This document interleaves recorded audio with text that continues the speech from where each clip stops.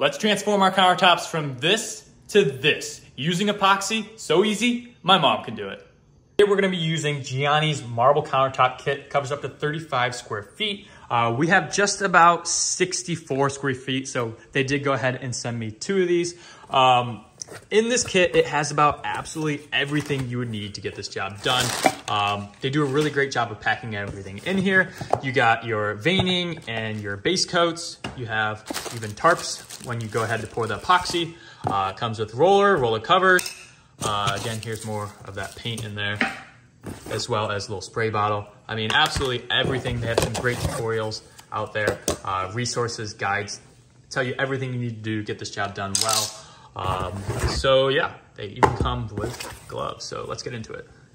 So the first step is to go ahead and prep your countertop. They recommend using a Brillo pad to scuff the surface and remove any dirt or grease. We also use denatured alcohol, but make sure to wash your countertop with water at least 2 times to remove any chemical residues to allow everything to adhere properly. Next up, we can go ahead and tape off anything we do not want to get paint or epoxy on. It's going to be incredibly difficult to clean off later. So you can see my mom going ahead and putting some tape along the backsplash on the wall there. She put 2 strips, and then she's also going to come around the peninsula as well as all the cabinetry and put tarping. That way nothing drips onto the cabinets or the floor. Also, don't forget to cover your sink and appliances. Now we're going to go ahead and put down our first coat of base white primer. This should take 2 coats, so don't worry about getting a perfect coverage in the first, and then you can come back an hour later and put on the second. After both coats of our base primer are dry, we can move on to the veining. I highly recommend you check out their video tutorial on this. I'll link it below. They have a great explanation on how to do veining. You're going to want to do some research online, look for some marbles that you want to replicate,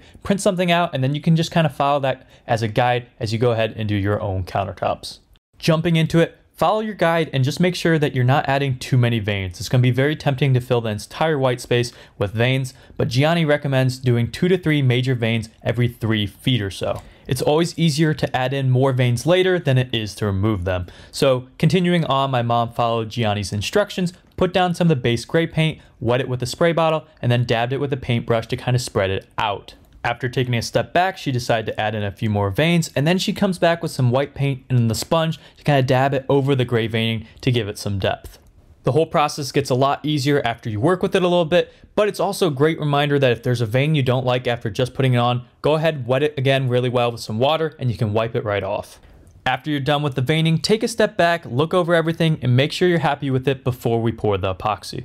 When it comes to pouring the epoxy, make sure that you follow the instructions very closely. This is a 2-part epoxy, so you have a large can of resin and a smaller can of activator. You pour the whole can of activator into the resin and make sure you stir thoroughly for 3 minutes and 30 seconds, otherwise it won't work properly.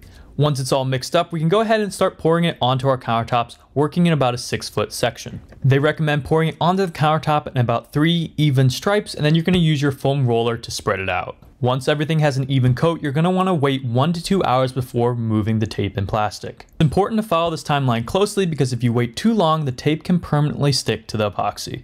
Make sure you do this step slowly, that way you don't get anything in the epoxy because you're not going to be able to get it out. Let's see how they turned out.